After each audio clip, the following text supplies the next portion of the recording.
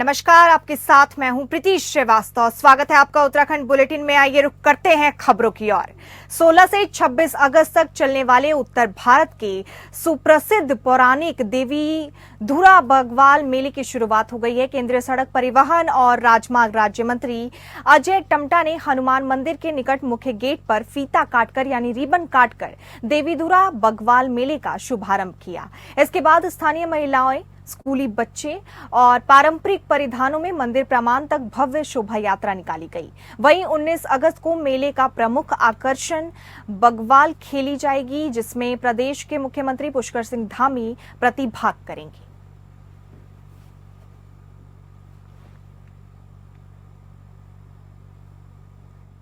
प्रणाम करते हुए माँ का आशीर्वाद हम सब पर बने रहे और ये दिव्य और भव्य जो सृष्टि में विराजमान स्थान है, माँ की कृपा इस पूरे सृष्टि को बने। आज के इस मेले के शुभारंभ करने का शुभ अवसर यहाँ के सभी आयोजक मंडलों के द्वारा हुआ है और ये शुभारंभ एक प्रकार से अपने आप में बहुत ही ऐतिहासिक है और जो कि पूरे दुनिया के अंदर ऐसा पाषाण जो कीड़ा है, ये पाषाण कीड़ा इस हर वर्ष रक्षाबंधन के शुभ अवसर पर यहाँ विराजमान होती है, की जाती है और ये अपने आप में बहुत अद्भुत है। पूरी दुनिया में एक यही माँ बाराही का ये कीड़ा स्थान है और आज ये शुभारंभ हुआ है और ये हमारे अनादिकाल से हमारे पूर्वजों की विरासत है और ये विरासत सदैव आगे तक चलते रहे और भारत की संस्कार और संस्कृति पूरे दुनिया के अंदर और आगे बढ़ती है। और इसी के साथ इस खबर पर तमाम जानकारी के लिए हमारे संवाददाता सत्यजीत सरकार हमारे साथ जुड़ चुके हैं। सत्यजीत, क्या कुछ अपडेट है?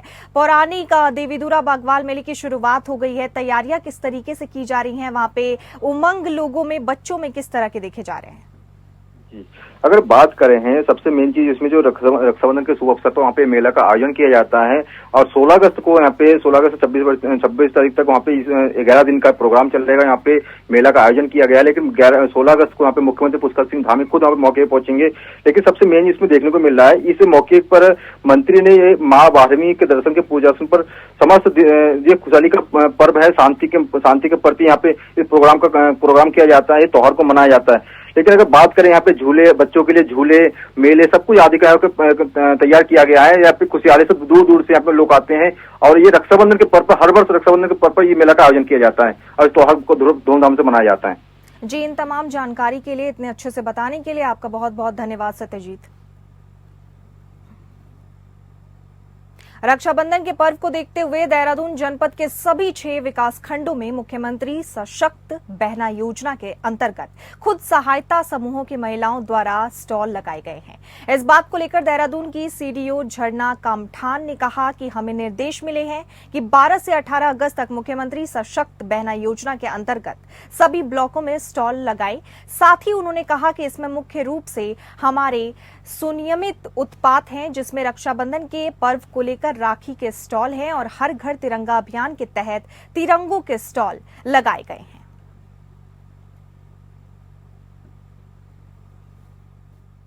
हमको निर्देश मिले हैं कि 12 अगस्त से लेकर 18 अगस्त तक मुख्यमंत्री सशक्त बहना योजना के अंतर्गत जितने भी विकास खंड है हमारे जनपद में, वहाँ स्टॉल्स लगाई जाएंगी स्वयं सहायता समूह की महिलाओं के द्वारा और उसमें जो हमारे सुनिर्मित उत्पाद हैं, जिसमें मुख्य रूप से रक्षाबंधन के पर्व को देखते हुए राखी है, इसी तरह हर घर तिरंगा के आयोजन को देखते हुए तिरंगे हैं, इन सारे स्वनिर्मित उत्पादों की प्रदर्शनी लगाई गई है, सभी ब्लॉक्स में लगाई गई है और ये 12 से 18 तक रहेगी और इसमें हम डेली ब्लॉक से रिपोर्ट भी ले रहे हैं कि कितने अमाउंट की बिक्री उनकी हुई है। और इसी के साथ ज्यादा जानकारी के साथ हमारे संवाददाता योगेश सेनवाल हमारे साथ जुड़ चुके हैं। योगेश, क्या कुछ जानकारी है सशक्त बहना योजना को लेकर? अभी राखी का पर्व काफी ज्यादा नजदीक है, महिलाओं द्वारा स्टॉल लगाए जाएंगे, ऐसी भी जानकारी है। इस पर विस्तार से हमारे दर्शकों को बताइए।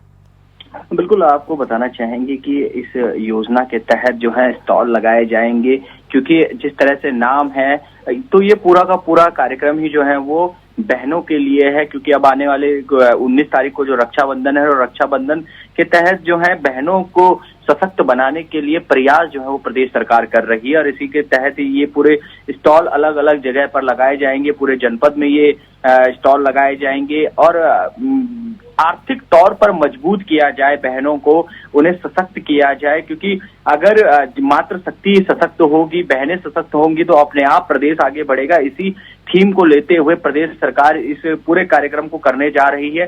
पूरी तैयारी इसके लिए हो चुकी है और 12 से 18 अगस्त तक मुख्यमंत्री सशक्त बहना जो योजना है, इसके अंतर्गत सभी ब्लॉकों में जो है अलग अलग इस तरह के स्टॉल लगाए जाएंगे। 6 विकास खंडों में जो है मुख्यमंत्री सशक्त जो बहना योजना है उसके अंतर्गत जितनी भी इस सहायता समूह होती हैं, स्वयं सहायता समूह, वो महिलाएं जो है वहां पर स्टॉल लगाएंगी और इसको धूमधाम से जो है इसको पूरी तरह से प्रदेश सरकार चाहती है कि महिलाएं आगे बढ़े, बहनें आगे बढ़े, तो उनके इसी के तहत ये पूरा कार्यक्रम किया जाएगा। जी योगेश, इन तमाम जानकारी के लिए आपका बहुत बहुत धन्यवाद। इसी के साथ आप हमारे साथ बने रहिए, आगे की तमाम खबरों पर विस्तार से चर्चा के लिए हम आपके साथ जुड़ेंगे।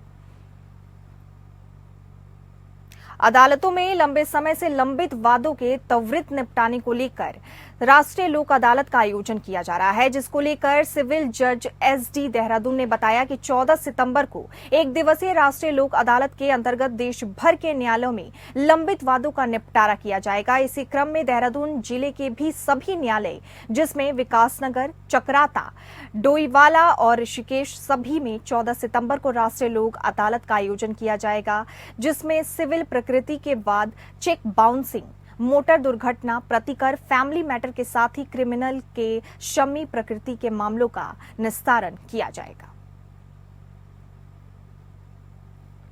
और इसी खबर पर ज्यादा अपडेट्स के साथ योगेश हमारे साथ बने हुए हैं। योगेश, अदालतों में लंबे समय से लंबित वादों को अब तुरंत निपटाने का ये जो अदालत का आयोजन किया जा रहा है, इसको लेकर क्या कुछ अपडेट है और क्या जानकारी है कि तुरंत उस अदालत में अब जल्दी निपटाना हो जाएगा वादों का? जी बिल्कुल, देखा जाता है कि देश भर में इस तरह की अदालतें लगती हैं जो लोक अदालत होती है, और उसमें जज भी जो मौजूदा जज होते हैं उनके साथ ही वकील भी जो सीनियर एडवोकेट होते हैं उन्हें नामित किया जाता है, अन्य लोग भी जो नामित किए जाते हैं, और एक पूरा पैनल होता है जो कि लोक अदालत के माध्यम से ऐसे चीजों को निपटारा करते हैं जो लंबे समय से फंसे हुए हैं। फिर चाहे वो पारिवारिक कोई मामला हो जिसमें पति पत्नी के बीच में जो है वो अच्छे से संबंध जो है उनके बन नहीं रहे, बिगड़ रहे हैं, या फिर बच्चों के लेकर परेशानी हो, कई जगह जमीन के मामले होते हैं, और इसी के तहत इस तरह की अदालतें लगती रहती हैं।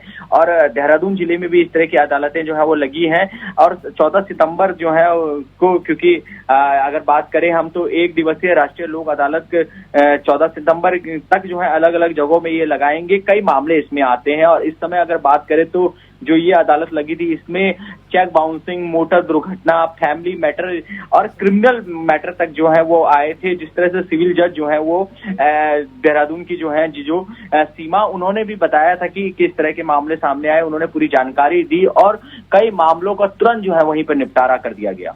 जी योगेश, इन तमाम जानकारी के लिए आपका धन्यवाद। विकासखंड ताड़ीखेत में ब्लॉक प्रमुख हीरा सिंह रावत की अध्यक्षता में ब्लॉक सभागार में क्षेत्र पंचायत की बैठक आयोजित की गई, जिसका शुभारंभ मुख्य विकास अधिकारी आकांक्षा कोंडे ने किया। सर्वप्रथम ताड़ीखेत पहुंचने पर ब्लॉक प्रमुख हीरा सिंह रावत ने पुष्प गुच्छ भेंट कर उनका स्वागत किया। बैठक में पीने के पानी की समस्या और सफल बीमा योजना छाई रही, जहां कई ग्राम सभा पीने के पानी के लिए परेशान रहते हैं। वहीं फसल बीमा का लाभ सभी किसानों को नहीं मिल पा रहा है। ऐसे में कई सवाल बैठक में छाए रहे। वहीं ग्राम प्रधान नौबा नवीन रावत ने बैठक में खुलेआम पीने के पानी, पेयजल निगम और जल संस्थान के अधिकारियों पर रिश्वत लेने का आरोप लगाया।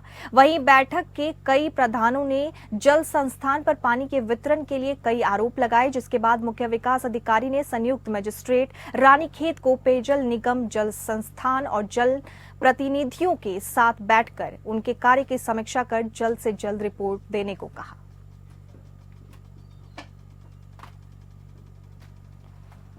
आज माननीय प्रमुख महोदय की अध्यक्षता में बीडीसी की बैठक संपन्न की गई है और सबसे ज़्यादा जो समस्या है वो जल संस्थान, जल निगम, स्वास्थ्य और शिक्षा की आई है, जिसमें सभी संबंधित विभागों को निर्देश भी कर दिया गया है कार्रवाई हेतु।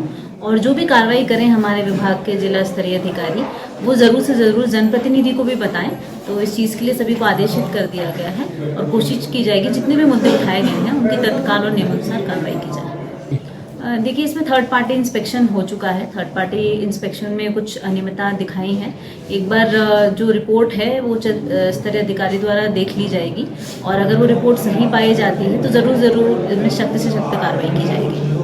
स्वास्थ्य सचिव डॉक्टर आर राजेश ने सीएचसी अगस्त्यमुनि का औचक निरीक्षण कर स्वास्थ्य व्यवस्थाओं का जायजा लिया। उन्होंने निःशुल्क जांच योजना के अंतर्गत हो रही जांचों की सूची चस्पा करने सहित डॉक्टरों में विशेषज्ञ डॉक्टरों की तैनाती हेतु प्रस्ताव भेजने के निर्देश दिए। और वहीं श्री केदारनाथ यात्रा व्यवस्थाओं के तहत आपदा राहत और बाढ़ नियंत्रण कार्यों का जायजा लेने जनपद पहुंचे। स्वास्थ्य सचिव ने अचानक सामुदायिक स्वास्थ्य केंद्र अगस्त्यमुनि में पहुंचे। वहां उन्होंने स्वास्थ्य व्यवस्थाओं का निरीक्षण किया और मरीजों और उनके तीरमदारों से वार्ता कर यानी बात कर चिकित्सालय में दी जा रही स्वास्थ्य सेवाओं का फीडबैक लिया।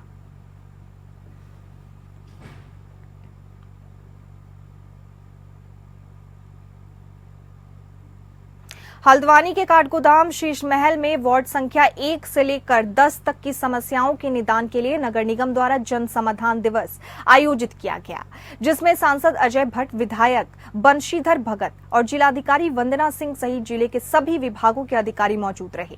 कार्यक्रम में कृषि, पशुपालन, स्वास्थ्य चिकित्सा, उरेडा सहित कई विभागों के स्टॉल लगाए गए। जन समाधान दिवस के मौके पर सड़क, बिजली, पानी, चिकित्सा, शिक्षा, स्वास्थ्य जैसी सैकड़ों समस्याएं आईं, जिनका जिलाधिकारी ने मौके पर ही अधिकारियों को निस्तारण करने के निर्देश दिए।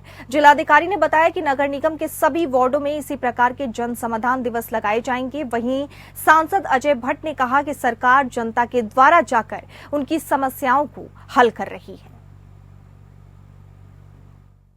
लोगों ने ये प्लान किया है कि नगर निगम के 60 वार्डों में 10-10 वार्डों पर एक जन समाधान कैंप हम लोग लगाएंगे। तो आज पहला कैंप वार्ड नंबर 1 से 10 तक लगा है। इसमें जो लोगों की स्ट्रीट लाइट की समस्या है, सड़क है, नाली है, बिजली से संबंधित इश्यूज है, लोगों के राशन कार्ड के मामले, आधार कार्ड वगैरह के मामले हैं, इस तरह की शिकायतें हैं, सड़क के गड्ढे हैं, इंक्रोचमेंट हैं, तो सभी विभागों के अधिकारी यहाँ हमारे साथ उपस्थित रहे हैं। जो भी जिसकी शिकायतें आई कंसर्न डिपार्टमेंट को यही मौके पर उसको सॉर्ट आउट करने के लिए हमने निर्देश दिए। और काफ़ी लोगों के इश्यूज, क्योंकि कैंप विभाग ने लगाया गया, अपने स्टॉल भी लगाए हुए हैं, तो काफ़ी लोगों के इश्यूज मौके पर सॉर्ट आउट भी हुए हैं। जिन मामलों में कोई जांच इत्यादि की आवश्यकता है उनमें जांच के लिए आदेश दिए गए हैं। आगे भी ये कैंप नगर निगम क्षेत्र में हम लोग लगाते रहेंगे और जनता को सभी विभागों की सरकारी योजनाओं का जो लाभ है वो समय से मिलता रहे। और जो इस तरह के कैंप लगते हैं उनसे लोगों को एक अपॉर्चुनिटी भी होती है विभाग के अधिकारियों के साथ इंटरेक्ट करने के लिए, तो इसका लाभ। खबरों की ओर रुख करेंगे। मुख्यमंत्री के निर्देशन पर जनपद प्रभारी चारधाम यात्रा सचिव डॉक्टर आर राजेश कुमार ने केटार घाटी में अतिवृष्टि के बाद चल रहे कार्यों का संबंधित अधिकारियों के साथ स्थलीय निरीक्षण किया। इस दौरान उन्होंने रुद्रप्रयाग गौरीकुंड राष्ट्रीय राजमार्ग के 72 से 75 किलोमीटर तक पैदल भ्रमण करते हुए अधिकारियों को कार्य में तीव्रता लाने के निर्देश दिए। निरीक्षण के दौरान जनपद के प्रभारी सचिव ने लेनीवी और एनएच डिवीजन और सिंचाई विभाग के द्वारा किए जा रहे कार्यों का मौके का मुआयना लिया। उन्होंने कहा कि क्षतिग्रस्त मार्ग के सुदृढ़ीकरण यानी जल्दी से सुधार करने के लिए लोक निर्माण विभाग की पूरी टीम राष्ट्रीय राजमार्ग के 72 किलोमीटर से क्षतिग्रस्त मार्ग को दुरुस्त करने हेतु तैनात है। इसके साथ ही अंतरिम क्षतिग्रस्त मार्ग के 75 किलोमीटर तक भी उन्होंने निरीक्षण किया।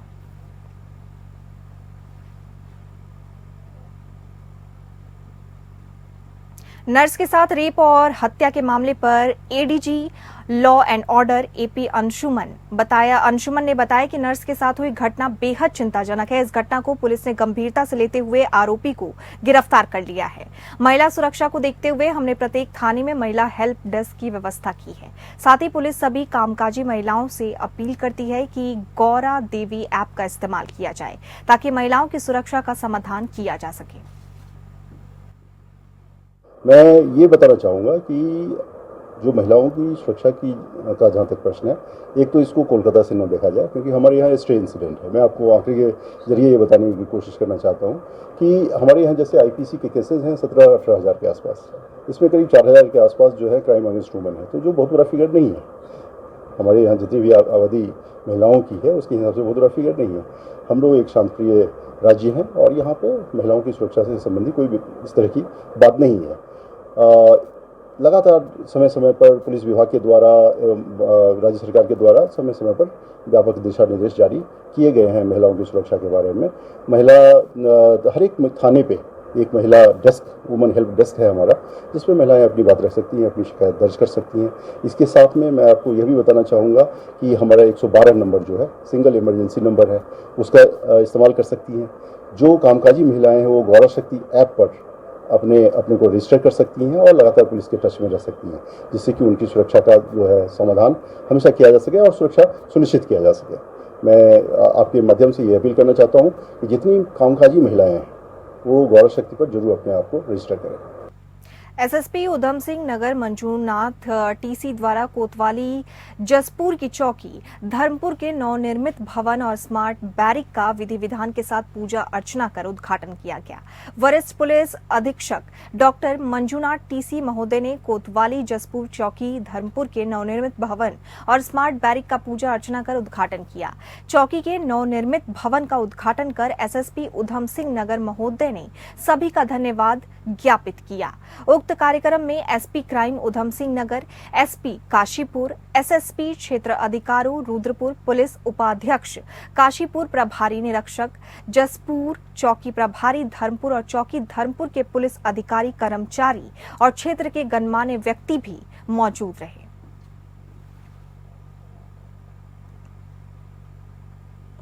खबर चमोली जिले की है, जहां वन पंचायत परामर्श दात्री समिति के तत्वाधान में 17 सूत्रीय मांगों को लेकर जिले भर के सरपंचों ने जिला मुख्यालय में एक दिवसीय सांकेतिक धरना दिया। इसके साथ ही उन्होंने वन विभाग के कार्यालय में तालेबंदी भी की। वन सरपंचों को आग बुझाने के लिए सामग्री उपलब्ध करवाना, साल में एक बार विभागीय अधिकारियों के साथ सरपंचों की संयुक्त बैठक, जिला योजना से वन पंचायत के लिए धन राशि की मांग, छोटी वन पंचायत का विभागीय स्तर पर विस्तारितकरण सहित 17 सूत्रीय मांगों को लेकर वन सरपंचों ने सांकेतिक धरना प्रदर्शन किया। उन्होंने कहा कि अगर जल्द ही उनकी मांग पूरी नहीं होती तो आगामी गैरसैंण में होने वाले विधानसभा सत्र के घेराव करेंगे, जिसकी जिम्मेदारी शासन प्रशासन की होगी। हम लोग के काफी वर्षों से वन पंचायत की समस्याओं को लेकर के, और ये पूरे प्रदेश की समस्या है और जनपद चमोली की समस्या तो नितांत बनी हुई है। ये एक पहाड़ी क्षेत्र होने के नाते, एक पर्वतीय क्षेत्र होने के नाते यहाँ तमाम हर बार जो है पहाड़ दरकते हैं और यहाँ पे बादल फटते हैं। हम दूर दराज के बैकवर्ड के सरपंच हैं और हमारी सरकार किसी प्रकार से कोई सुध नहीं ले रही है। हमारे डीएम साहब से वार्ता हुई है, डीएम साहब ने हमको कहा है कि हम चारों डीएफओ को बुला करके आपसे वार्ता करेंगे। हम इस विश्वास के साथ लगातार एक साल से विश्वास के साथ, उम्मीद के साथ हम लोग मांगे क्या है आपकी? हमारी मांगे है कि जिस प्रकार से हमारा हक हकूक पूरे प्रदेश ने और माननीय वन मंत्री जी और इस कैबिनेट में हमारा जो प्रस्ताव पारित नहीं हुआ, जैसे हमारा हमको पूर्ण अधिकार दिया जाए और हमारा जो ये एक्ट होता है, वन एक्ट है, उसको पास किया जाए और जो हमारा अधिकार होते हैं ठेकेदारी प्रथा पर काम बंद किया जाए। जिस प्रकार से चारों वन अपर अधिकारी एक जो काम दे रहे हैं वो ठेकेदारों को काम दे रहे हैं, हमको केवल रबड़ की मोड़ हमको पकड़ा रखी है और हम रबड़ का मोड़ का केवल इस्तेमाल कर रहे हैं, बाकी हमारा कोई सुनने वाला नहीं है। खबर चमोली जिले के गोपेश्वर मुख्यालय की है, जहां जिला चिकित्सालय में प्रसव के दौरान महिला की मौत के बाद आक्रोशित लोगों ने जिला चिकित्सालय में प्रदर्शन कर जांच की मांग की। जिला मुख्यालय गोपेश्वर में जिला चिकित्सालय में तड़के सुबह प्रसव के दौरान रविता देवी पत्नी कविराज की मौत हो गई, जिस पर वाल्मीकि समाज के लोगों ने जिला चिकित्सालय में हंगामा करते हुए डॉक्टरों पर लापरवाही का आरोप लगाया। आक्रोशित लोगों ने कहा कि समय पर सही उपचार न होने के चलते महिला ने दम तोड़ा। वहीं नवजात शिशु का भी स्वास्थ्य खराब होने के चलते उसे श्रीनगर मेडिकल कॉलेज रेफर किया गया।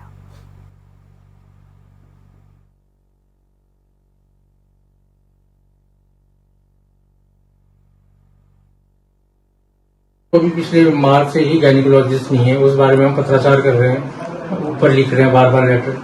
और दूसरा परसों डीएम सर आए थे, उनको भी ये बात हमने बताई थी और पीडियाट्रिशियन भी हमारे यहाँ मतलब बीच बीच में कभी आते हैं तो वो आउटसोर्सिंग से आते हैं, तो उनकी भी दिक्कत पिछले काफी लंबे टाइम से 2 साल से चली रही है। पीडियाट्रिशियन की भी रेगुलर पीडियाट्रिशियन नहीं है हमारे पास। और इसी के साथ फिलहाल उत्तराखंड बुलेटिन में इतना ही।